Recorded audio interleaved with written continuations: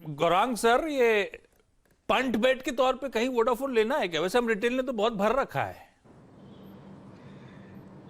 6 रुपए में शेयर लेने से अच्छा है आप 10-20 रुपए का रिचार्ज करा ले आशीष भाई। वो नेटवर्क नहीं आपको आता आजकल।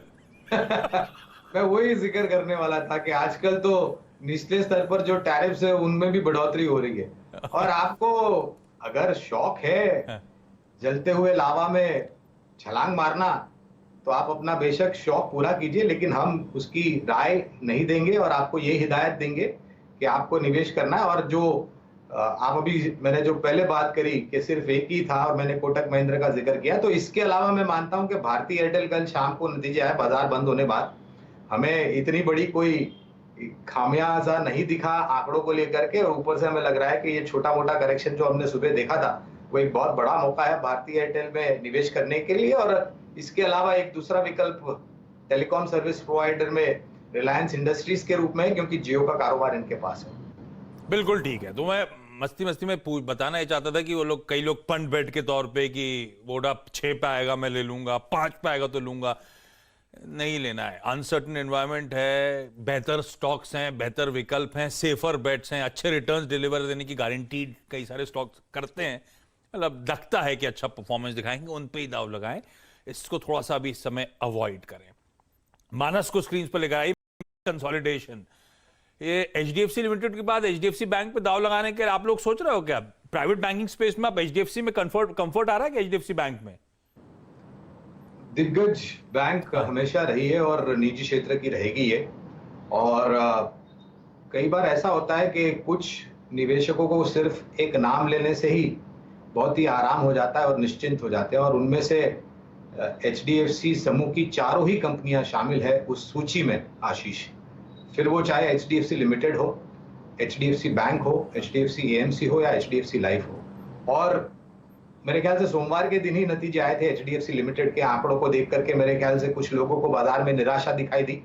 भाव था करीबन 2450 के आसपास का, और तब हम आपके सहयोगी चैनल सीएनबीसी बाजार पर बैठे थे 2:30 से 3:30 के शो में, और हमसे प्रश्न पूछा गया और मैंने केकी मिस्त्री जी की टिप्पणियां भी सुनी थी उस समय पर।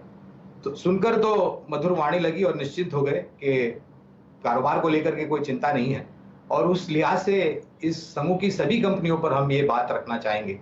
और मैं तो ये कहता हूं आशीष के, अगर आपको और कहीं ध्यान नहीं देना है और भटकना नहीं है, तो ये चारों ही कंपनियों में आप एसआईपी कर लीजिए 3 साल से 5 साल के लिए, या फिर ज्यादा है आपके पास समय सीमा तो और भी ज्यादा उचित है। और तत्पश्चात मेरे ख्याल से आप मुस्कुराते हुए आप अपने बैंक के पास जाएंगे अपना मुनाफा जमा करने के लिए। ये तो खैर, ये तो ब्लू चिप।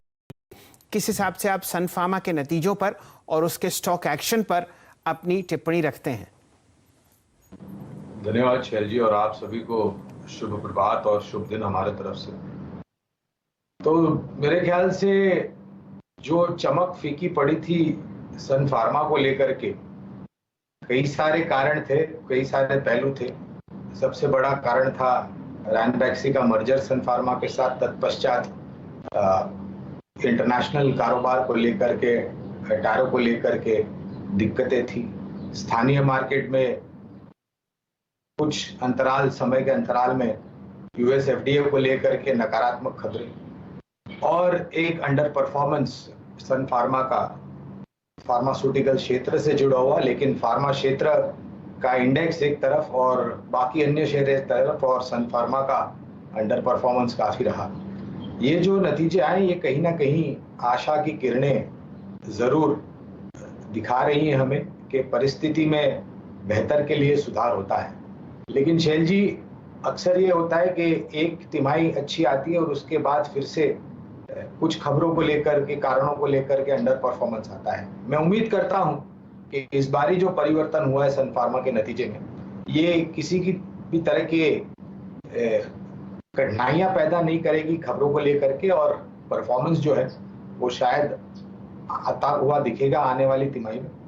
कंट्रीब्यूशन जैसे मैं कह रहा था स्थानीय मार्केट से, स्थानीय कंपनी का, और जो अधिग्रहण किया था इन्होंने विदेशी कंपनी का, वहां से टायरों की मैं बात कर रहा हूँ। तो ये सब कुल मिलाकर के अगर आप देखें तो लग रहा है कि कहीं ना कहीं परिस्थिति में सुधार हो रहा है, और एक अंडर परफॉर्मर से परफॉर्मर होने की उम्मीद में रख रहा हूँ सन फार्मा पर।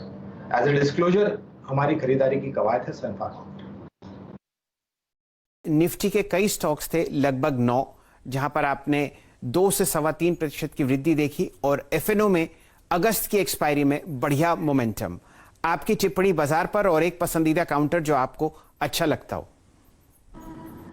धन्यवाद शैल जी, आप सभी को शुभ प्रभात और शुभ दिन हमारे तरफ से। तो 15,400 15,500 मेरे ख्याल से पिछले 2 या 3 महीनों से एक सक्षम रूप से निचला स्तर उभर करके आया है, और इस समय के दौरान हम कई बार उस स्तर पर गए और फिर से लौट करके 15,800 15,900 के तरफ आए। कल की जो हमने तेजी देखी थी, ऊपर के तरफ के दायरे देखे थे, काबिले तारीफ थे। और जैसे हम हर बार कहते आते हैं कि गिरावट पर खरीदारी का एक अच्छा मौका होता है, वही नीतियां आपको अपनानी चाहिए। और हमें लग रहा है कि नतीजों के आधार पर शायद हम 16,000 का स्तर बहुत जल्द पार कर दें, ऐसा मैं मान करके चल रहा हूं। जहां तक रहा सवाल पसंदीदा स्टॉक का, तो आईटी क्षेत्र का दिग्गज है जो कुछ समय पहले बहुत बेहतरीन तरीके से आउट परफॉर्मेंस कर रहा था, लेकिन कुछ कारण और वजहों को लेकर के एक दायरे में हुआ था। इस बार के जब नतीजे आए उसके बाद हमने हमारा जो लक्ष्य था उसको ऊपर के तरफ बढ़ाया है, और उस कंपनी का नाम है HCL टेक्नोलॉजीज।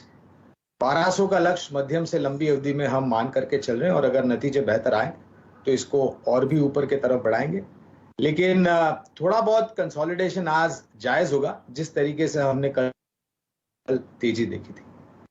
चलिए, तो HDFC बताइए, क्या इस लेवल पर अपने पोर्टफोलियो में ऐड किया जाए सिप के जरिए?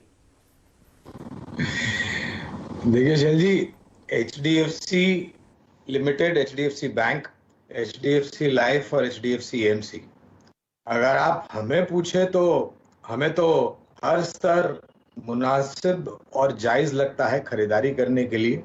न तो सिर्फ आप इसके इतिहास के ऊपर भरोसा कर सकते हैं, लेकिन मौजूदा परिस्थिति में जो नतीजे आए हैं, मैनेजमेंट के तरफ से जो टिप्पणियां दी हैं, और आने वाले भविष्य में 2-3 कारणों को लेकर के अगर मैं सकारात्मक सा नजरिया आपके सामने रखता हूं, तो वो कारण होंगे, एक तो अभी आप जिक्र कर रहे थे रियल एस्टेट सेक्टर का, जहां पर हमने बहुत ही शानदार तरीके से जुलाई के महीने में रजिस्ट्रेशन होते हुए देखे रिकॉर्ड स्तर पर। दूसरी तरफ ब्याज दरें कम है, तीसरी तरफ प्रॉपर्टीज के दाम अब मेरे ख्याल से आकर्षित हो गए हैं, और चौथा और बहुत ही बड़ा कारण होगा जो भी नीतियों में बदलाव करके सरकार ने रेरा को लेकर के या फिर बाकी अन्य जो नीतियों में बदलाव किया है, एक जो सेहत थी रियल एस्टेट सेक्टर की वो सुधरा है। और अगर रियल एस्टेट सेक्टर में सुधार होता है तो उसका बहुत ही डायरेक्ट या इनडायरेक्ट सकारात्मक सा रुझान हाउसिंग फाइनेंस कंपनी यानी कि HFC पर आएगा। तो HDFC पर हमारी खरीदारी की राय है, और नतीजों के बाद हमने जो लक्ष्य निर्धारित किया है वो है करीबन 2850 का। और उसके अलावा LIC housing finance, Can Fin homes, Repco home finance, ये कुछ अन्य हाउसिंग फाइनेंस क्षेत्र से जुड़ी कंपनियां हैं जो हमें पसंद है। लेकिन मेरे लिए HDFC समूह की चारों ही कंपनियां SIP के माध्यम के द्वारा आप 3, 5 या ज्यादा सालों के लिए एक बहुत ही बेहतरीन पोर्टफोलियो खड़ा कर सकते हैं। वास्तविकता ये भी है कि हमारा शेयर बाजार सर्वोच्च ऊंचाई पर है। कौन कहता है कि नकदी को लेकर के कमी है? मुझे तो नकदी की भरमार लग रही है, और आने वाले समय में भी इसी तरीके से खनक आप तो सुनाई देगी। आज अगर विकल्प के रूप में, क्योंकि आज शुरुआत से जब प्रोग्राम शुरू है हमने बैंक और बैंक का नाम सुना है, तो हमारे तरफ से भी हम एक विकल्प देना चाहेंगे, कोटक महिंद्रा बैंक। छोटी मध्यम अवधि में हमें लग रहा है ये 1850-1900 तक जा सकता है। तो कोटक महिंद्रा में आपके कवरेज यूनिवर्स का पार्ट है क्या, और है तो क्या लक्ष्यांक रखे हैं आपने इसके? आपकी भी हिंदी सुधारने की कोशिश कर रहा हूं मैं आशीष। तो लक्ष्यांक के रूप में बॉश, एक बड़ा डेवलपमेंट ये हुआ है, फिर बदलाव ये हुआ है कि पहले जो वाहनों में 2 एयरबैग्स हुआ करते थे उसकी संख्या बढ़ा करके 4 या 6 होने वाली है, और ABS ब्रेकिंग सिस्टम में बॉश की बादशाहत है। और आने वाले समय में एक सुरक्षित वाहन बना करके कंपनियां गाड़ी रास्तों पर उतारे ताकि उसमें जो प्रवासी हैं उनकी जान को कम जोखिम में डाले। इस तर्क के आधार पर बॉश जो पुर्जे बनाती है वो एक बहुत ही महत्वपूर्ण पुर्जे होते हैं और एक सक्षम और मजबूत और सुरक्षित वाहन बनाने में इनके जो पुर्जे हैं वो काम आते हैं। इनकी जो पेरेंट कंपनी है बॉश एजी, उन्होंने एक निर्णय लिया था कि भारत की जो कंपनी है, भारत का जो आर्म है बॉश लिमिटेड के रूप में, उसको एक आउटसोर्सिंग हब भी बनाएंगे और उसके कारण कुछ समय के लिए फेरबदलाव के लिए यहाँ पर दबाव था, लेकिन अब वो पूरा हो चुका है और एक बहुत ही बड़ा आउटसोर्सिंग भी बन सकता है। बॉश एजी की भारतीय कंपनी बॉश लिमिटेड खरीदारी की कवायद है और लक्ष्य के रूप में करीबन 17,518 तक के, यानी कि 17,500 और 18,000 तक के लंबी अवधि के लक्ष्य।